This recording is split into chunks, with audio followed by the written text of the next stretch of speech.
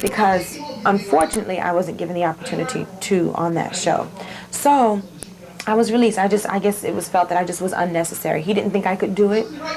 I was let go.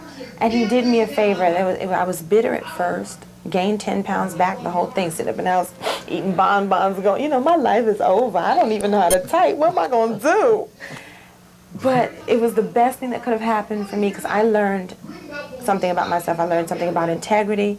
I learned about what I will and won't do for a job. And I learned that life goes on. And if it meant that I had to sweep floors for the rest of my life, I would rather do that with integrity than do something that I didn't want to do, or that I felt uncomfortable about, or kiss somebody's feet. Not that he ever asked me. The uncomfortable part about it was that there was an awful rumor saying that I'd had an affair with him. And it bothered me that people didn't give me credit, that the possibility existed that I didn't have an affair. Nobody has sex with someone and then they fire them from a job. I wasn't a whore, and I'm not there, and that's the reality of it. So it hurt my husband very much too. He wanted to kill somebody. You know, who do you blame for starting a rumor like that? So, well, sometimes doors have to close before you. I believe that, and I knew that was going to happen. My mother kept telling me, girl, don't you worry, the window's going to open. A year later, a year almost to the week that I was released from the show, I signed a deal at NBC to do my own show. And what's exciting about it, it's a sitcom deal. It's a deal that is open-ended.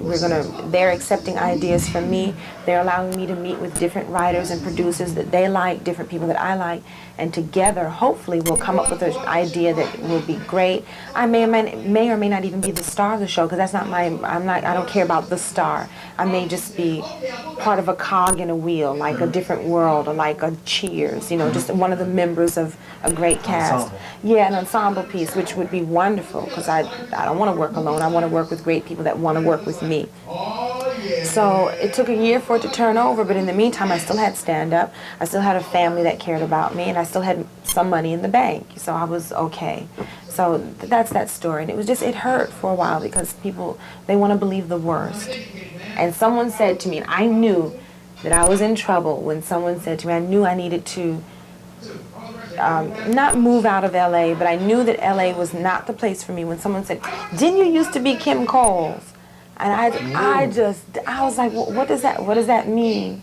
Because no matter what, yeah, kind of hit home. It did. Didn't you used to be Kim Coles? I was Kim Coles before I started doing this, and I'll be Kim Coles long after. You know, and that's how people view you. People are very quick to forget, like, she ain't nothing now. Next. And my feelings were so hurt, but then I felt sorry for that person. They look at this business as being so important that that person is someone. At the store today, I went to the grocery store, and the woman said, you look like somebody. And I said to her, everybody looks like somebody. You look like somebody. You're somebody. I'm somebody, you know.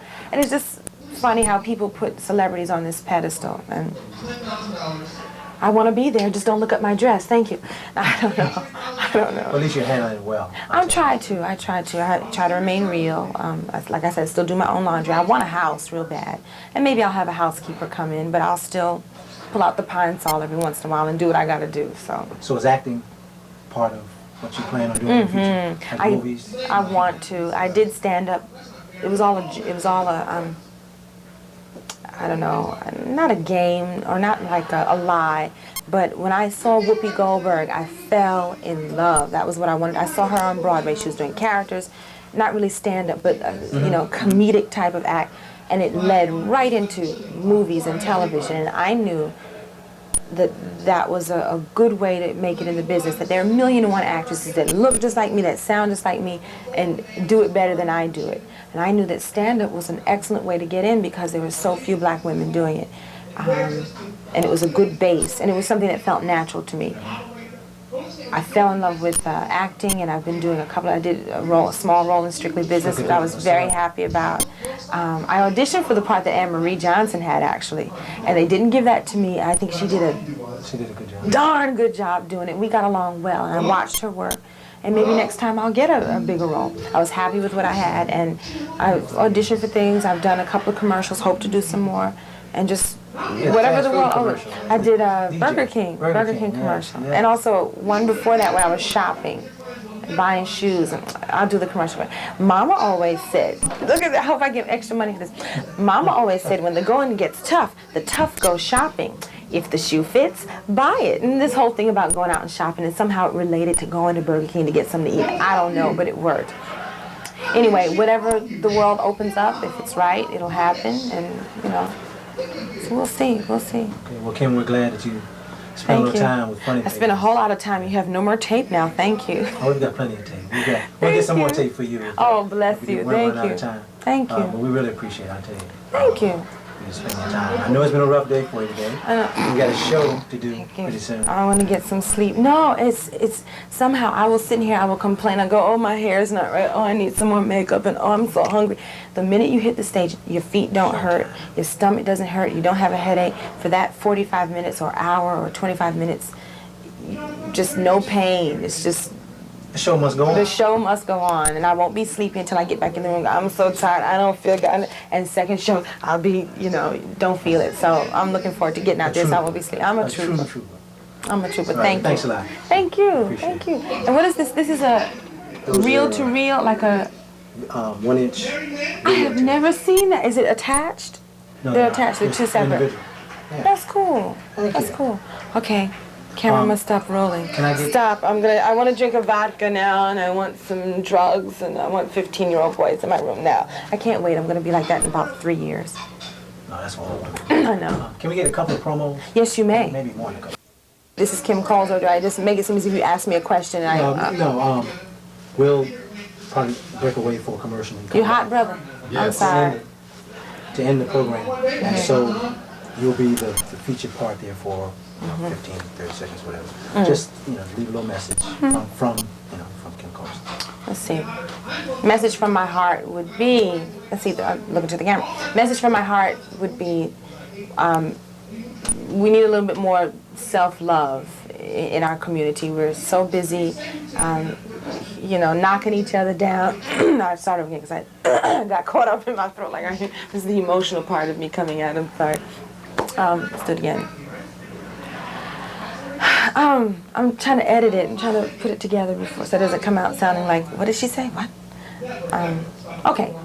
My message to our community is that we need to love each other a little bit more. We're so busy, I don't know, competing with each other. And that girl, that ain't her head. He don't really have a job, I don't love him, and all this. We need a little bit more unity. And if we love each other, we together as a community can fight whatever it is or deal with whatever it is that's out there that's fighting us. And you all know what I mean. So just spend a little bit more time loving what's good about ourselves. You know what I'm saying? That sounded very corny, but it was from the heart. It's just all about love. It's just loving. I love black folks. Unfortunately, where I live in LA, it's a predominantly white neighborhood. There's a few black folks, but black people out there don't talk to each other. You have to go to the neighborhood in order to see the community. Do you know what I mean? You'll walk down the street and, you know, in Brooklyn, you see somebody and you go, hey, how you doing? There, it just doesn't happen. It's like, oh, yeah, And it's just let's just love let's just love one another a little bit more. That's all. That's the basis. That's the unity. Once we have that, we can have anything we want instead of fighting each other, which we do too much of. Thank you. And stop black on black crime, please. Not that it should be black on anything else crime, but I can't understand a young brother. Someone just told me that someone here at BET, whose name I won't mention because I don't know if she wants the story out, was abducted at a mall.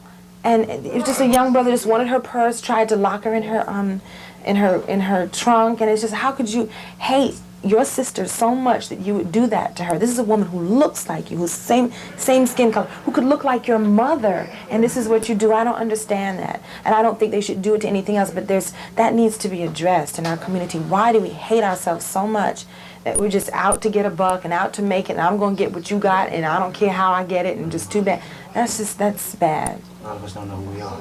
That's sad. We don't know our history. I think once we know where we came from, we wouldn't do that. Right. It's been taken away from us. I'm happy to see there's a consciousness that is growing in the community now. There's a consciousness, especially on the East Coast. I do not see it on the West Coast. You know, there's the gang violence and that whole thing happening there. There's a consciousness. The kids are trying so hard. They're trying to wear African garb. And my husband was telling me one time about he went out one night with an African friend, and a couple of people came in. They were wearing, you know, several different pieces of and the African fella said, I'm going to stand aside and let the real Africans go by. Look at this, they're wearing so many different, and somebody was wearing something from Kenya, and something from Nairobi, and something from the Igbo, and he didn't know what he had on, but he was just reaching for it. I'm going to let the real Africans go by. Go my brother. That is, and the African brother had on a regular suit, but we're searching so hard for our identity, and I think that's good, and I hope we find it, and you know, one day the truth will come out. It's gonna happen. You know. It's gonna happen. Hopefully we can be a part of it. I hope so. I hope so. You'll be a part of it because you're doing this little show. Okay. You're going to be a big-time producer. You're going to forget about me. Hi, can I have a job? Now, your name again was something. Used to be Kim Coles. Used to be Kim Coles. Very good. Very good. Boom. Thank you.